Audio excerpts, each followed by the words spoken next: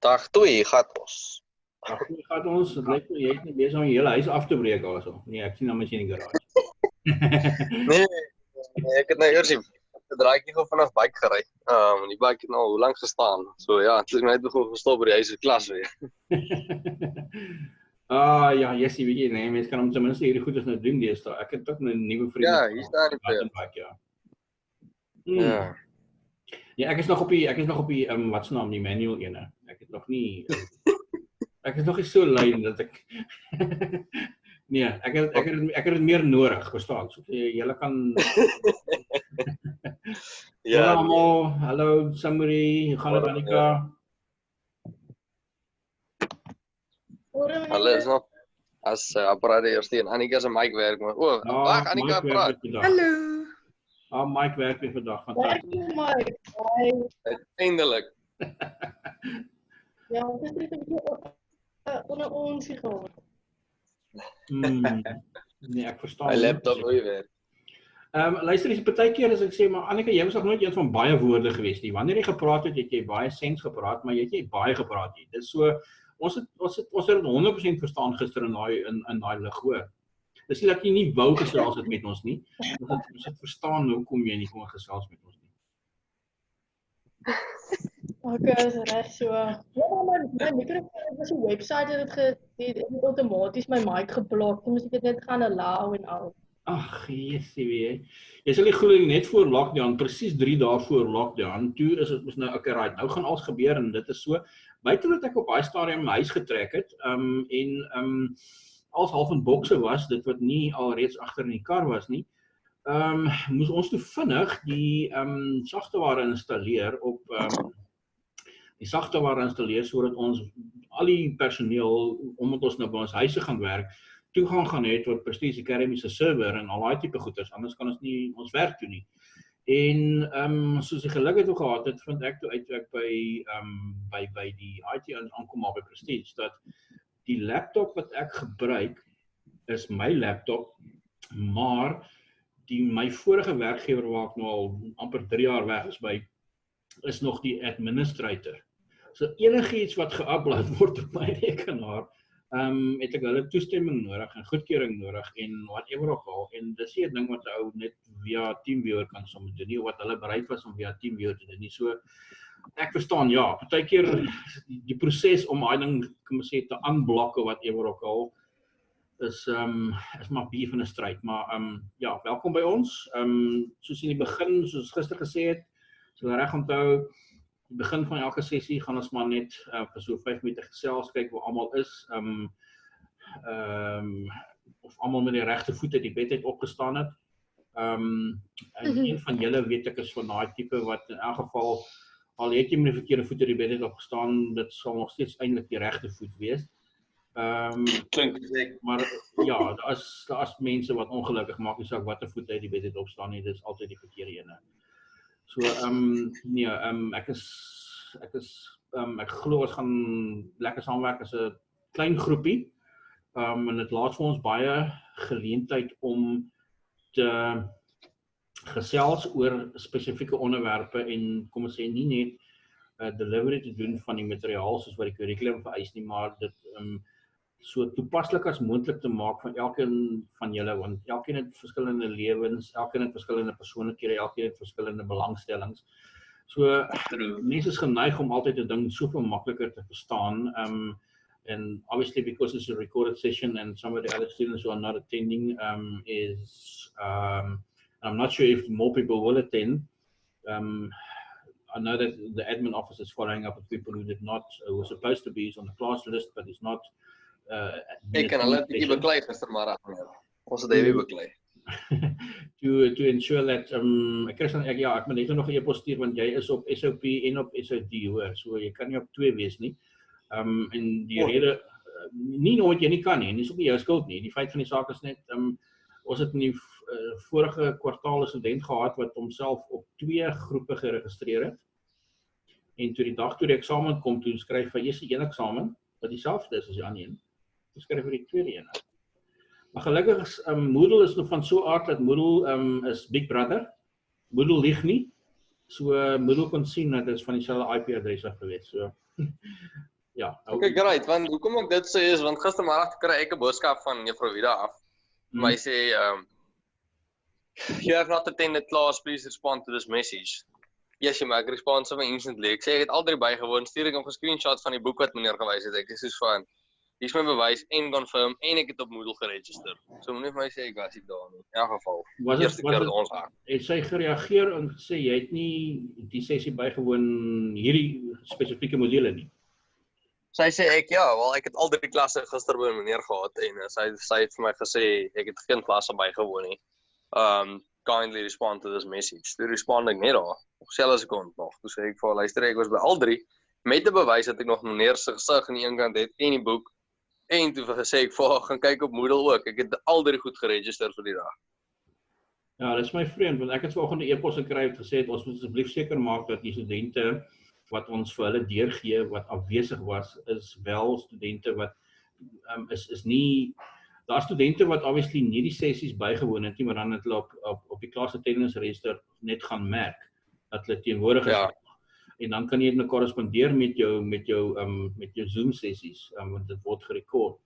Maar die feit van die saak is ek weet spesifiek die e-pos wat ek gisterand vir hulle deurgestuur het vir studente wat nie die klas bygewoon het nie, was jou naam nie op gewees nie, want ek weet mos nou jy was daar gewees. So ek weet nie hoekom sy instansie vir jou gekontak het nie. Ja. But anyway, let's leave it there. It's not. It's one of those things. Let's call it growing pains at the start of the second semester. Ek gaan vanmiddag weer 'n e-pos stuur om te sê dat obviously hulle moet jou afhaal van die SOP klas af want kan nie op albei wees nie. En dit basies dieselfde werk. En as een hoofstuk wat verskil, as gevolg van die feit dat jy MDB student is. Waar die BCM's het daai spesifieke module nie, want hulle het dit reeds in die eerste jaar gedoen. Dis maar die rede hoekom die verskil is tussen SOP en SOD, maar basies sales and ops, exactly the same for both groups. The curriculum is exactly the same. The assignment is exactly the same. I had a look at it because I just finished a session with the SOP students, or with the BCM students. So the assignment is exactly the same. Therefore, it is quite surprising. But again, I mean, I think what everybody's trying to do in week 1 of any semester is, and especially in a lockdown situation that we find ourselves now, is that we need to be very, very clear that everybody has received the correct information, and that everybody who's supposed to be here is actually here. And as I said yesterday, it's not just about keeping track of our students. If we wanted to keep track of our students, we could just insert a little chip in the back of your neck and then obviously track you wherever you are, but that's not the purpose of this. The dual purpose is to also ensure that we know where our students are, because if something happens to our students and somebody picks up the coronavirus, we need to be able to track who they've been in contact with. So it's from a health and safety point of view as well that it's very important that we do that, because if it happens to one student, we know the power of social media. Before you know it, as a result of that one incident that probably wasn't even that serious, they closed down institutions. And I think because we've been so proactive, or because our management has been so proactive in ensuring that we not just tick all the boxes and cross all the T's and dot all the I's, but we do it 3, 4, 5 times. And I have to honestly, there are companies, there are universities who have greater resources that we have, that are battling to get to the same level that we have already come in a very short time. And I'm glad that we've received a lot of complimentary emails yesterday as well from students, 30 students who were on campus towards management, because they do really, they've earned the credit that they are being given now. So yeah, I think it's a question of just getting all the logistics done in the first couple of days to ensure that everybody that should be there is there, because also it's about transparency and it's about being fair. Everybody wants to have a fair opportunity to express themselves. And you don't want to reach the end of the term where a student says, but I didn't get that information, so I didn't attend that session, so now I'm actually at a disadvantage when it comes to the assignment or the exam. We want to make sure that that all our students are treated in the same manner and that all our students experience the learning in the same manner, and that we obviously continue with the high quality delivery that the students have become used to, regardless of the challenges that you are faced with. But yeah, I had a very interesting chat before we go to the slides. And by the way, thank you very much again, Sumeri. I went onto the site yesterday and I realized that I only made the consumer behavior assignment visible to you guys and not for sales and ops, but sales and ops one is visible now. I checked this morning. That is just, again, to me, evidence of how we are in this together. Sumeri picks up something, she's not rushing to the management that says, but yeah, this and this and this and that, and I'm not getting that. She's going straight to me and said, listen, this is not done, and I'll fix it. And I think there's nothing in any business that people hate, and that is where people leapfrog when there's a specific order of business and a specific order of authority, that people leapfrog it and go straight to the top, and because the impact is so much greater. Yes, your problem's resolved, but I think, yeah, in the process, somebody, and I actually said to the students in the previous presentation as well, because we were also dealing with sales and operations, and it's so we've become so dependent on technology. Colleagues of mine recently said to me, it was last year, it was before COVID-19. Believe it or not, it's amazing how we are talking. We're talking pre-COVID-19, we're talking post-COVID-19. No, and apparently there's another flu that's been identified somewhere that is related to, yeah, but anyway, I'm not going to go there. I'm not a conspiracy theorist. The example I wanted to give is these colleagues of mine, they shared the office next to me in the same building, and the office was about a 4x4. That's a decent sized office for 2 people. And they ran into my office and I said, you know what, we've just realized how pathetic we've become as a result of technology. I said, well, what do you mean, Grant?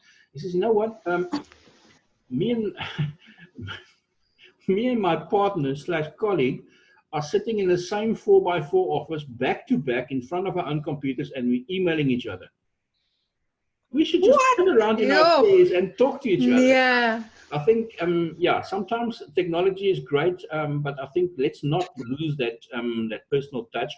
And yeah, if there's a problem. Nee, meneer, is dat ek hou net daarvan om vinnig te begin met assignments. Want ek het al geleer, as ek het los, dan is ek nie meer so gemotiveerd en vol dryfkrag soos aan die begin nie.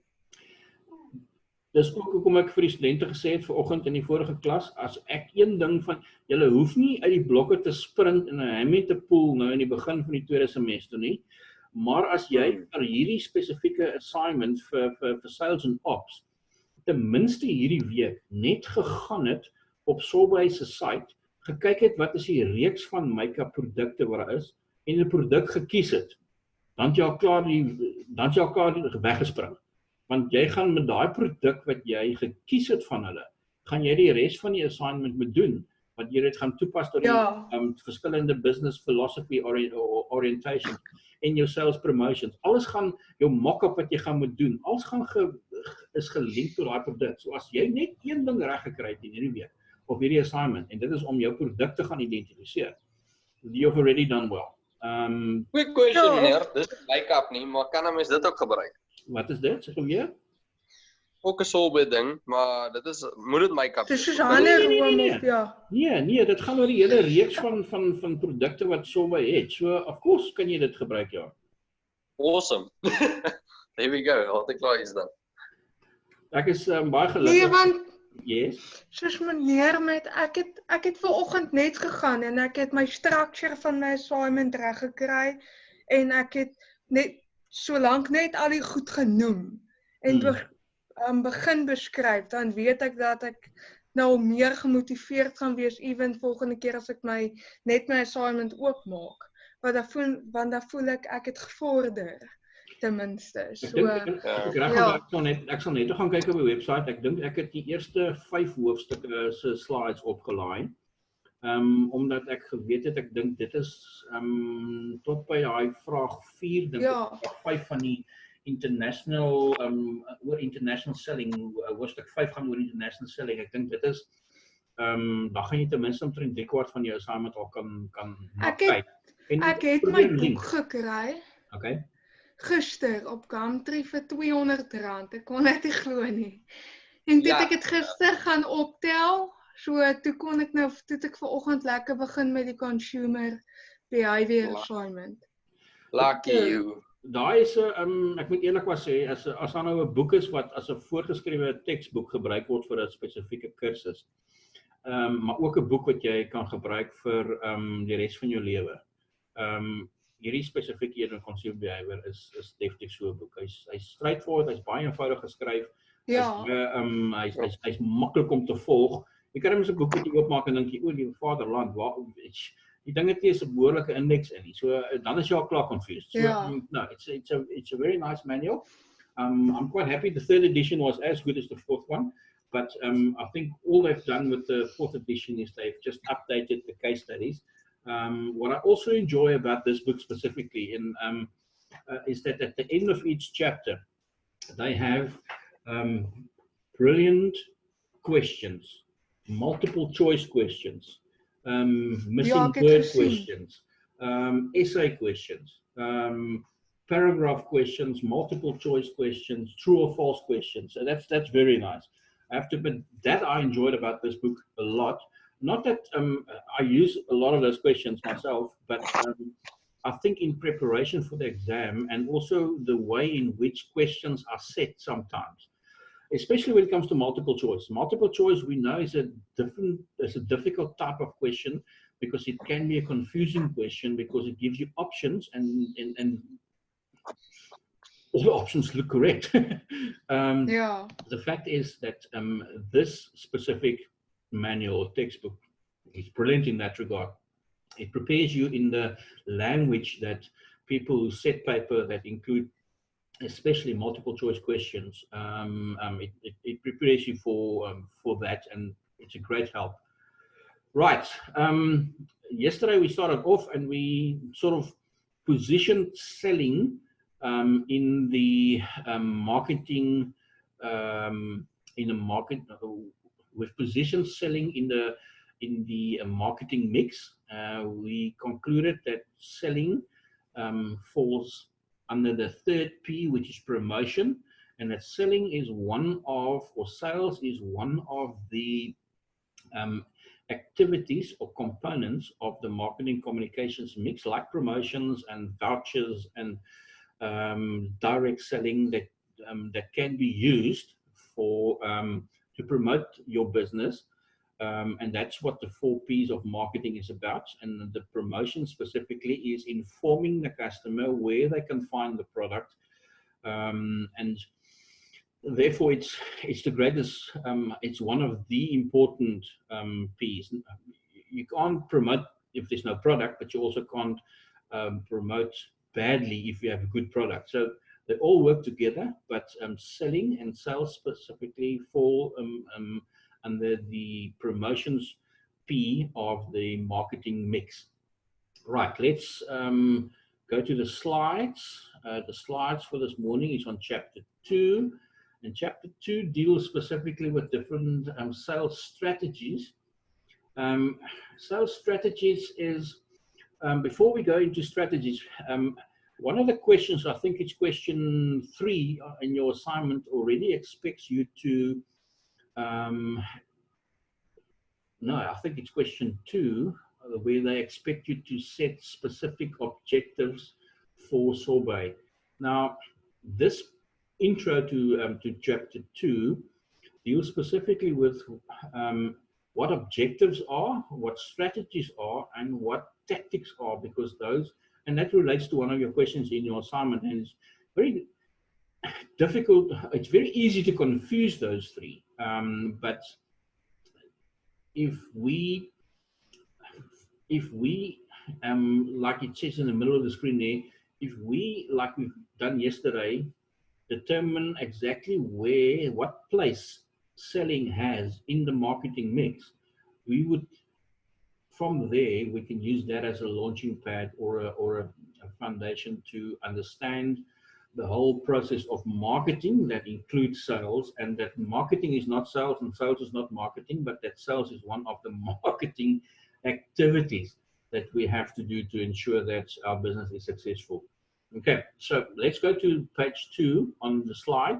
Page 2 on the slide is what I've just said, differentiating between those three. And in a nutshell, people, and we can apply that, and you can at any point unmute yourself and be part of the conversation.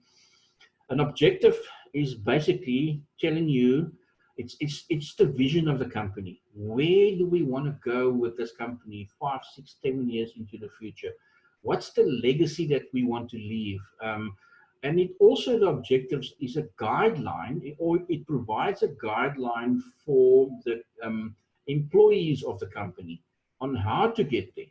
Because if the employees don't buy in, somebody, I read a few articles yesterday, and one of them actually said that this is nonsense about telling people that the customer is the most important thing in sales. The customer is not the most important thing. The employees of your company are the most important aspect, or is the most important aspect. Because if the employees haven't bought in, whatever they do to the customers are not going to be correct.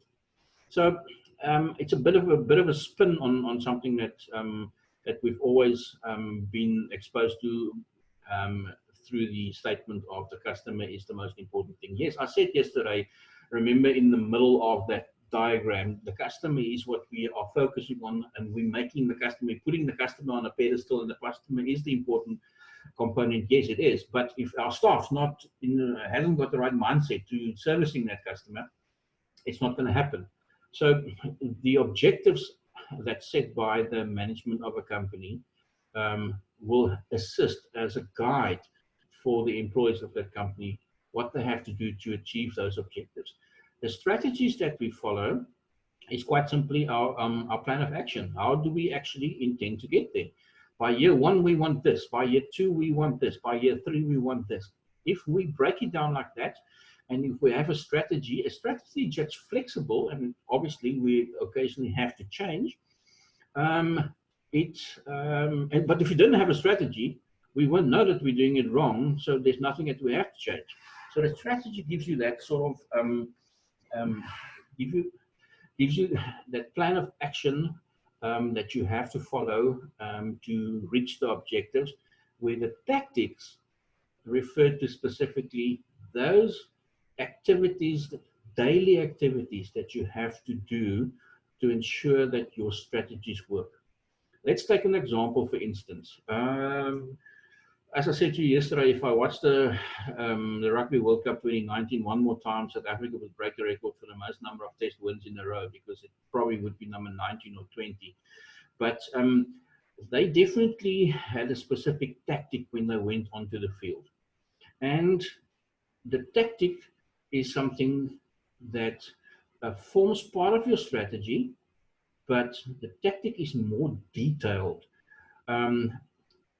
broken down into even smaller pieces. In other words, your tactics is almost sort of the strategy broken up into smaller parts that we do, and that's more flexible to change and is more important to change.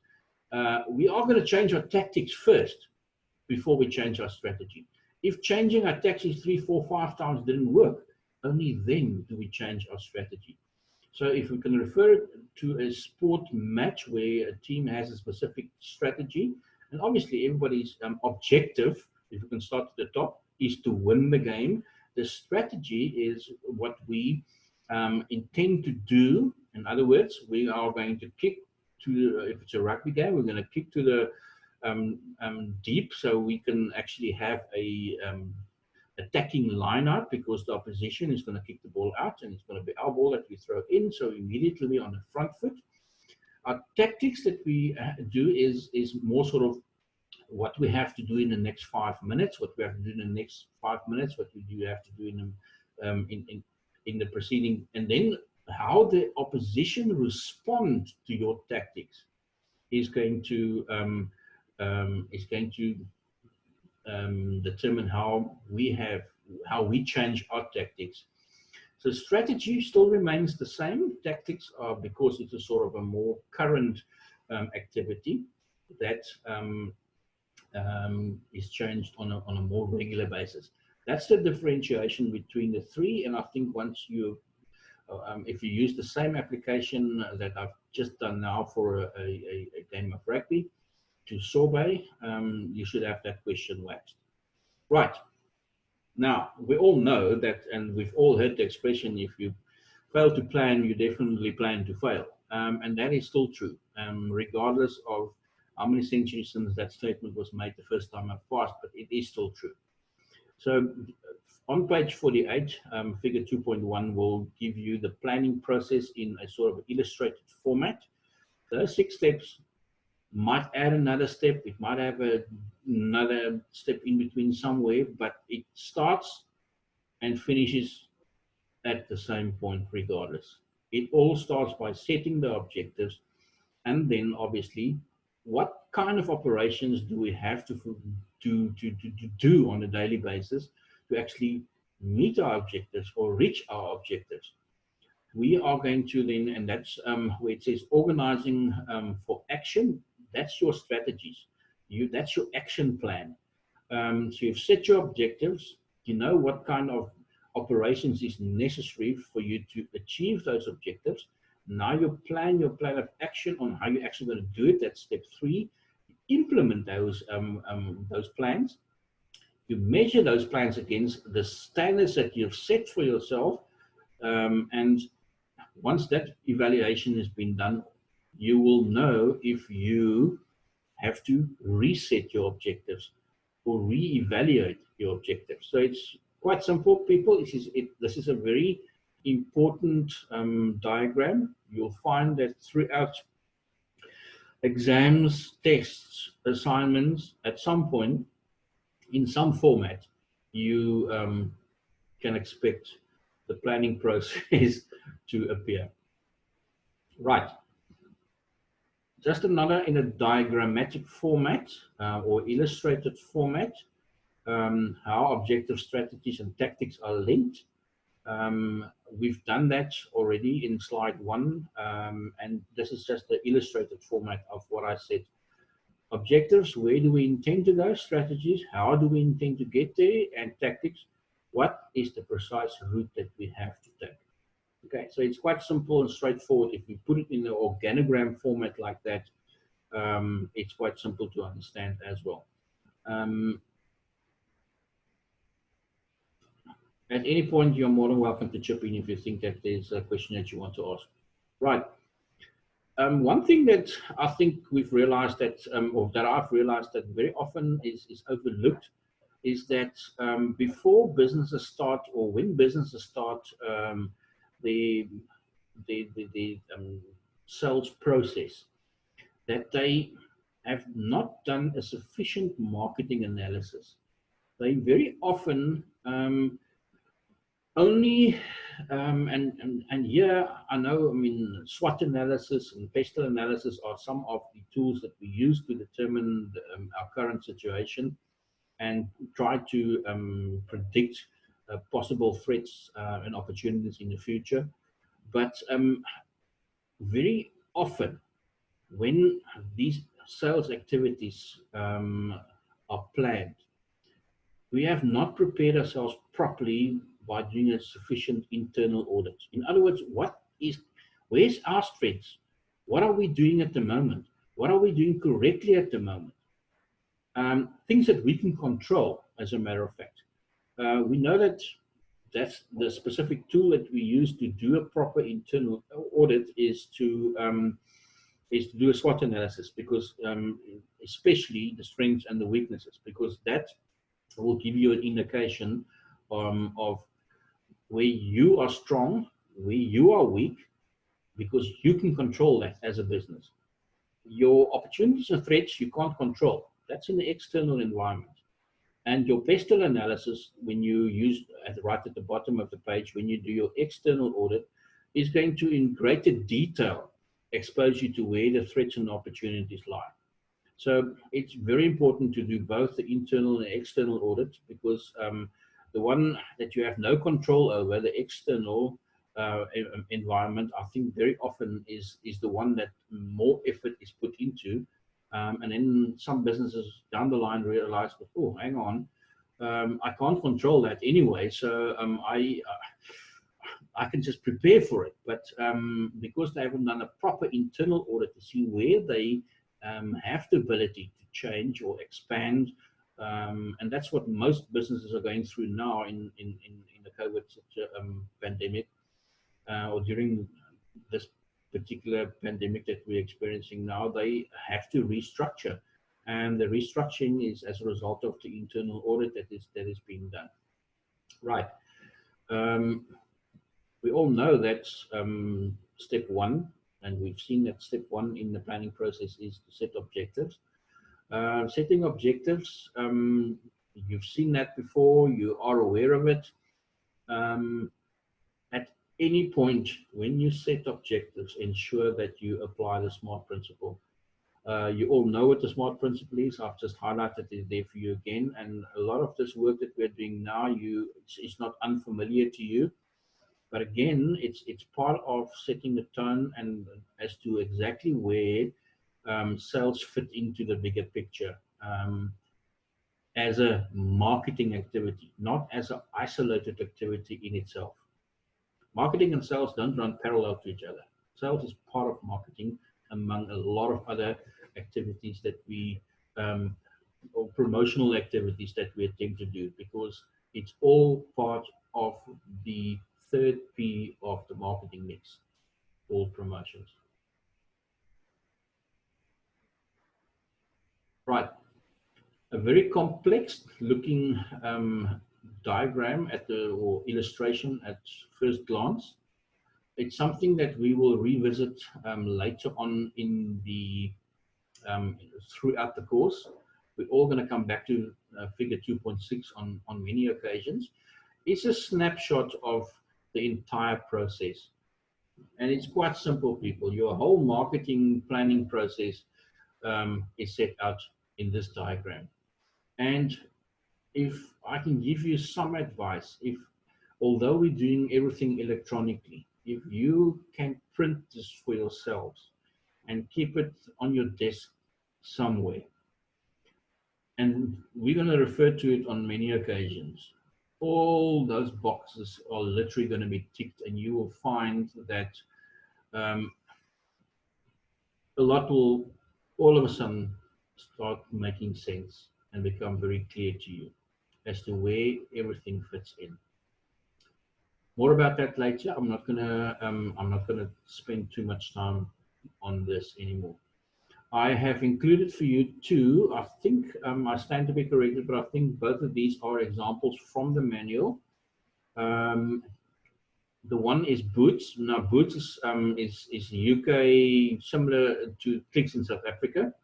And then I've also, for a sports car producer, I've done a SWOT analysis as well.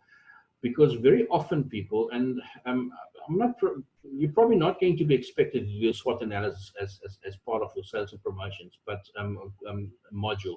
But I found that most often, and I've marked more than 70 case studies in the last 2 weeks for a different company on students whose business have submitted business plans for as part of a business module, and very and the SWOT analysis they've done, the strengths, weaknesses, opportunities, and threats that they've listed are so generic, and it's all fine and good. But I don't know if you know how to do a SWOT analysis. If you give me those generic and strengths, weaknesses, opportunities, and threats. These two examples will give you an idea of two vastly different types of businesses, more applied and more specific to those businesses, strengths, weaknesses, opportunities, and threats. And I think that it will help you in the learning process to understand more specific items than generic items when it comes to doing or using these two tools of PESTEL and SWOT to do your internal and external audits respectively. Right, let's move on. Anyone still with me? You guys are good? Thumbs up? All good? All still awake? Somebody, jy het nog nie in bed afgeval nie?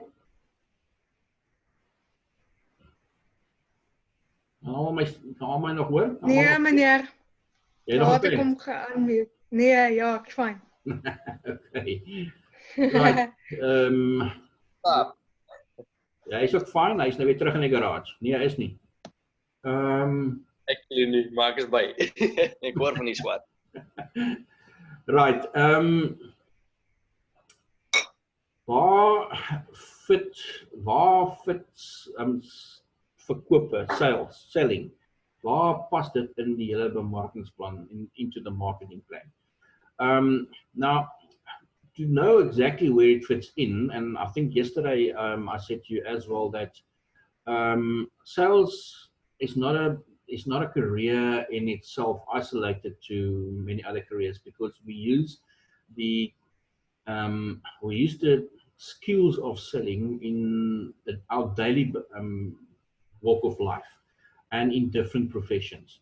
So for us to determine exactly where selling fits into the marketing plan, we need to look at what contributions the sales function make towards marketing. The first one is that it analyzes the current market situation. There's a lot of your salespeople, and when I dropped off my son this morning, I was listening on the radio and a lady phoned in. She's actually working for a marketing company who specifically works with Facebook and Twitter and marketing on those platforms. And the question was posed as to, I mean, how secret is the information, and how public is the information on consumers? I mean, we are on a daily basis, we are confronted with lots of WhatsApps and SMSs and emails from people that we've never heard. As a matter of fact, exactly 2 minutes before the session started, I said to you, I got a call from a telemarketer. 2 minutes before the session started, I got a call from a telemarketer. Never heard of the person before, never heard of the company before. And I think it's annoying, and it makes the consumer a bit more wary about, oh, hang on, what kind of information do you want to give me?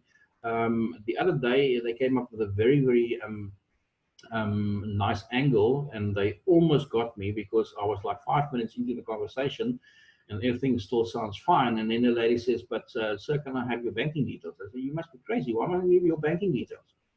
I mean, no, but sir, that's the next step for us to conclude this transaction. I said, we're not doing any transaction. A transaction says that I asked you to send me the information that I can have a look at it in my own time and not while I'm driving. No, but I said, listen, thank you very much. It's very clear to me, obviously, that you are that you've fabricated a very nice story to get me thus far, but not at this point. So very often we have these annoying telemarketers phone us from unknown sources. I think that is just testimony to the fact that so much information is available out there nowadays. However, the positive is, because so much information is available, it allows businesses to analyze the market situations better, because they don't have to guess as much as they had to do some years ago.